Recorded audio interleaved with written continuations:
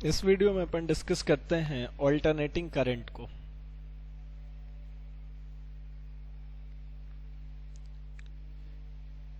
ठीक है, जैसा कि हम लोग पहले ही डिस्कस कर चुके हैं कि हमारे पास में बेटा दो तरीके के करंट हैं, एक ऑल्टरनेटिंग करंट और एक डायरेक्ट करंट।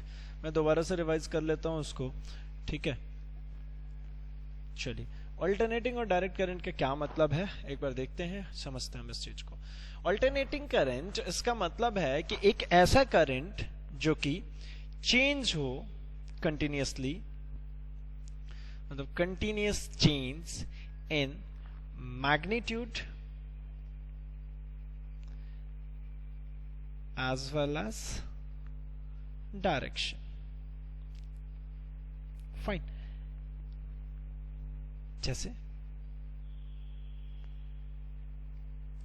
ये करंट एक चलना शुरू किया, ये टाइम के साथ में इसमें मैग्नीट्यूड और डायरेक्शन दोनों ही चेंज हो रही है हर समय, है ना। तो इसका मतलब क्या है, यहां पे अगर आप देखेंगे, इसको कहते बेटा जो हाईएस्ट पिक वैल्यू होती है इसको हम कहते हैं एम्पलीट्यूड। एम्पलीट्यूड आई नॉट है, ठीक है। एंड जो ये पूरी ग्राफ बनी है इसको हम कहते हैं I equals to I naught sine omega T. मतलब ये जो है ये क्या है भाई, ओमेगा टी। ये जो ग्राफ दिख रहा है आपको ये किस पे चल रही है, ओमेगा टी पे। फाइन। एंड इसमें अगर आप देखते हैं तो हर जगह चेंज हो रहा है। यहाँ पे अगर आप देखेंगे मैग्नीट्यूड कुछ और है, यहाँ पे देखेंगे मैग्नीट्यूड कुछ और है, और डायरेक्शन भी चेंज हो गई है ना। कैसे पता लग रही है कि भैया डायरेक्शन चेंज, देखो ना यहाँ पे टेंजेंट ड्रॉ करते हैं हम किसी भी पॉइंट पे, आप टेंजेंट ड्रॉ कीजिए, इस पॉइंट का टेंजेंट ये होगा जबकि इस पॉइंट का टेंजेंट ये होगा। अगर मैं यहाँ पे टेंजेंट ड्रॉ करता हूँ इसके बिल्कुल मिड पोजिशन पे तो ये आएगा टेंजेंट, अगर मैं यहाँ पे ड्रॉ करूँ तो ये आएगा टेंजेंट, अगर यहाँ पे ड्रॉ करूँ तो ये रहा। इसका मतलब क्या कि हर जगह पे इसकी डायरेक्शन क्या हो रही है, चेंज। और इसी चेंज के कारण हम इसको कहते हैं ऑल्टरनेटिंग करंट। मतलब ये पॉजिटिव डायरेक्शन में आई नॉट है, यहाँ पे अगर आप देखेंगे तो यही आई नॉट नेगेटिव डायरेक्शन में, यहाँ पे आई नॉट किसके डायरेक्शन में आ गई, नेगेटिव डायरेक्शन में। ये आई नॉट नेगेटिव डायरेक्शन में, कोई दिक्कत परेशानी नहीं होनी चाहिए। इसको कहते हैं ऑल्टरनेट। एंड डायरेक्ट करंट किसको कहेंगे, तो डायरेक्ट करंट में यही चीज क्या हो जाएगी कि पल्सेटिंग होती है। मतलब यहाँ पे ये देखिए मैग्नीट्यूड चेंज हो रहा है लेकिन भैया डायरेक्शन हमेशा कैसी है, पॉजिटिव ही है, ये नेगेटिव की तरफ नहीं आई, इसलिए इसको कहते हैं हम डायरेक्ट करंट।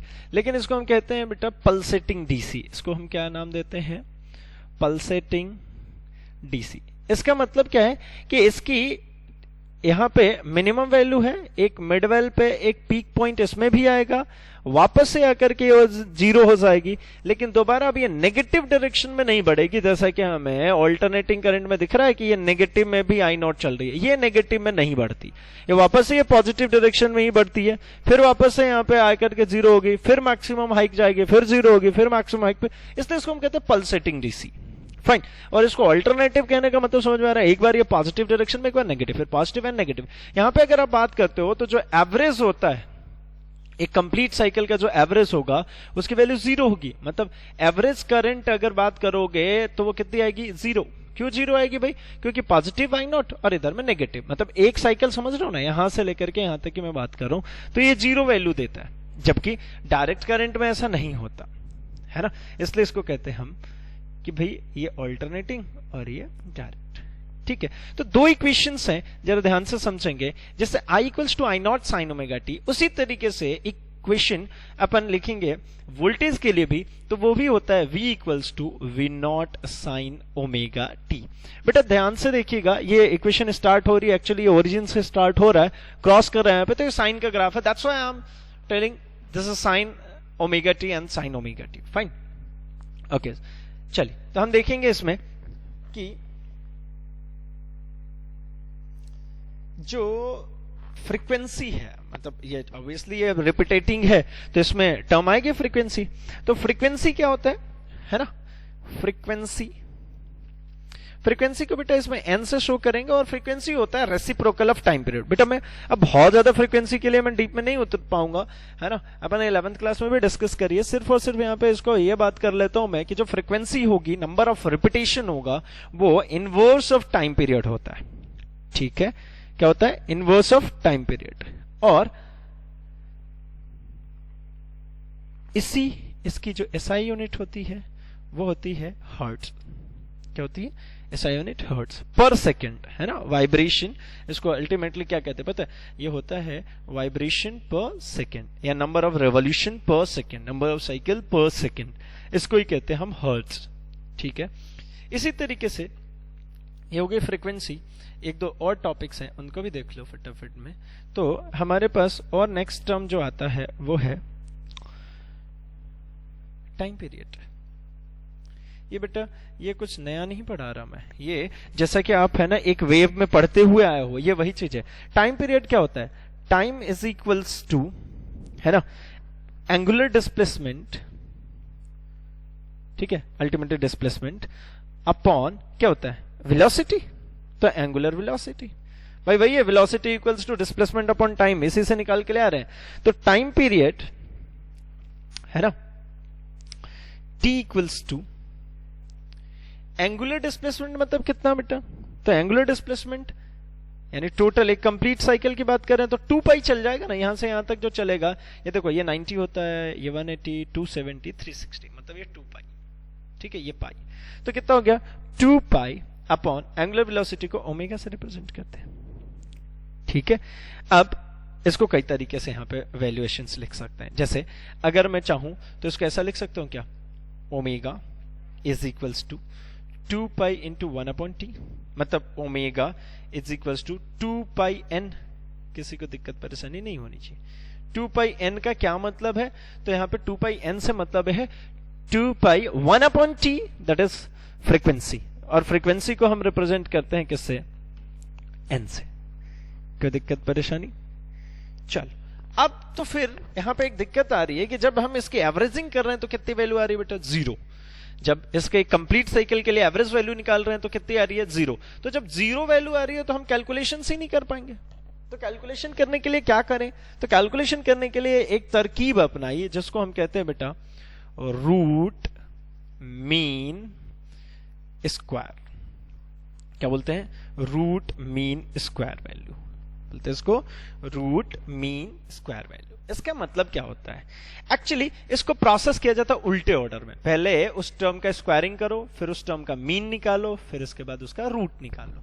कुछ कायदे से ऐसा कहा जा रहा है कि मेरे पास अगर जैसे वैल्यू है 5 एंड -5, जब इनको एवरेज करोगे तो 5 plus minus of 5 upon 2, that means 5 minus 5 upon 2, that is 0 upon 2। मतलब ये तो एक्सप्लेनेबल ही नहीं।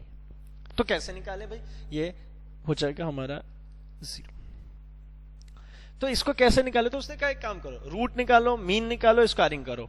मतलब क्या? सबसे पहले इसको स्क्वायर कर दो। स्क्वायर कर दोगे तो 25 हो जाएगा। इसको भी अगर स्क्वायर कर दोगे, है ना, तो ये भी 25 हो जाएगा। तो पहले तो हमने स्क्वायर कर दी, फिर हमने क्या निकालेंगे? मीन। देखो यहाँ पे न्यूमेरिकल वैल्यू पे आपको एग्जैक्टली अप्लाई होता हुआ नहीं दिखेगा, सिर्फ और सिर्फ आपको समझाने के लिए नंबर्स लिए हैं कि आपने सबसे पहले स्क्वायरिंग कर दी तो वो नेगेटिव वैल्यू हो गई, खत्म। अब आप ले लो मीन। मीन लेने के बाद जो मीन वैल्यू आई है वो क्या ओरिजिनल वैल्यू है? नहीं, वो स्क्वायर्ड वैल्यू है। तो स्क्वायर को नॉर्मलाइज करने के लिए क्या करना पड़ेगा? रूट लेना पड़ेगा। तो इसलिए अपन इसका उल्टा प्रोसेस करते हैं, स्क्वायर फिर मीन फिर रूट। ठीक है, इसको रिप्रेजेंट कैसे करते बेटा? तो देखो, एक तो होता है IRMS और एक होती है VRMS। IRMS मतलब करंट की RMS वैल्यू, ये होता है I0 अपॉन √2। और उसी तरीके से VRMS जो होता है वो होता है V0 अपॉन √2। ठीक है, I0 और V0 क्या है? तो ये आपको पता है, I0 मतलब जो उसकी मैक्सिमम एम्पलीट्यूड था, है ना, उसी को कहते हैं हम I0। उसी तरीके से V0 भी। तो 1 अपॉन √2 की वैल्यू होती है 0.707। तो 1 ये हो गया I0। और इसकी भी करोगे तो 0.707 V0, है ना। अब कैसे निकलेगा ये जो ऊपर लिख दिया है मैंने, ये आया कैसे? तो चलो हम निकाल के देखते हैं। देखो, लेट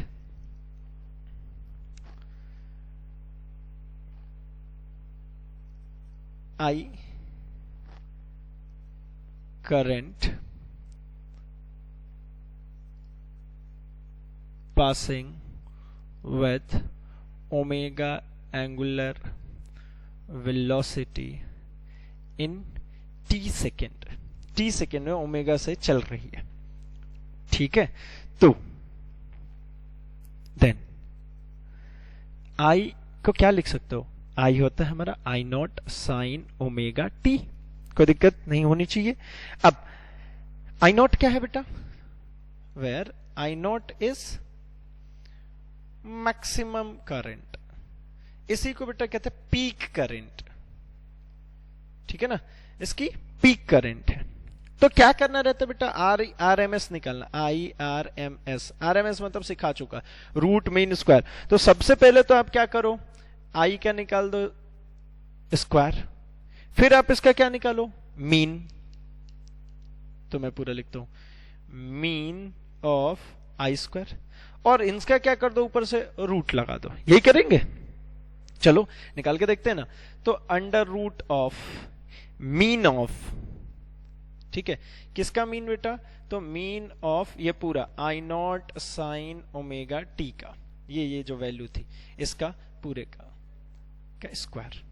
चलो और फर्दर सॉल्व करते हैं। तो फर्दर सॉल्व करने में और अपने को क्या दिख रहा है कि भाई इसको अलग अलग कर दो। अलग अलग करने का मतलब क्या है कि आप निकाल लो इसकी वैल्यू, कैसे, तो ये हो जाएगा मेरा बेटा, ये मीन ऑफ, अब मैंने लिख रहा है, ये सेम चलता रहेगा, है ना, आई नॉट का square sine square omega T, ठीक है।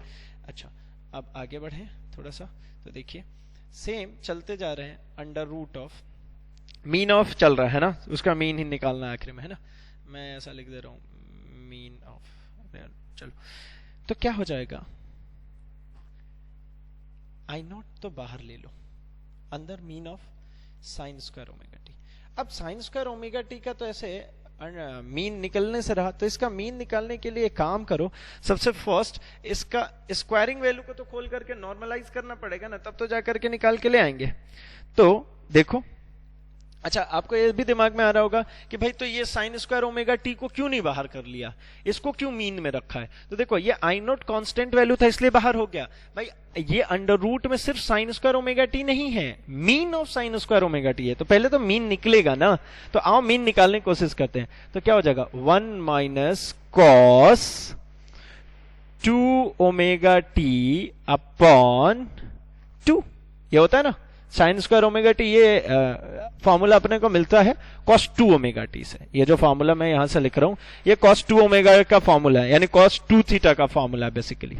तो इसका मीन निकालो, है ना, मीन ऑफ, तो I not under root of, इसका जब मीन आप निकालोगे तो दोनों को अलग अलग स्प्लिट कर देता हूं मैं। ये नीचे वाले को तो अंडर रूट 2 बाहर ले लो, ये कांस्टेंट है, अंदर बचा क्या, mean of 1 minus cos 2 omega T, ठीक है। तो I not upon root 2 under root of, चलो मीन निकाल करके देखते हैं, ठीक है। For complete cycle of cos omega T mean is 0। कैसे, देखो कॉस की भी वैल्यू +1 से -1 के बीच में वेरी करती है भाई। कॉस की वैल्यू मैक्सिमम +1 और मिनिमम वैल्यू -1। यहां से यहां तक कि अगर आप वैल्यूज निकालोगे तो ये कितना देखने को मिले, +1 से -1, एवरेज करोगे तो कितना आएगा, 0। मतलब कॉस 2 ओमेगा टी का मतलब अल्टीमेटली पता है क्या है, कॉस 2 पाई की बात कर रहे हैं, 0। तो ये कितना हो गया, ये अंदर की टर्म कितने बची, तो under root of mean 1 minus 0, 1 minus 0 that means 1, मतलब क्या आ गया, आई नॉट अपॉन रूट 2, ठीक है। क्या मिला, आई नॉट अपॉन रूट 2, ये किसकी वैल्यू आ गई, IRMS की। इसी तरीके से मैं यहां पे लिख लूं, डायरेक्ट लिख रहा हूं, समझिएगा, similarly V equals to V naught upon root 2। कोई दिक्कत परेशानी, ठीक है। इतनी सी बात अगर अपने को समझ में आई हो तो हम आगे बढ़ते हैं नेक्स्ट में देखेंगे हम रिएक्टेंस और इम्पीडेंस को। Thank you.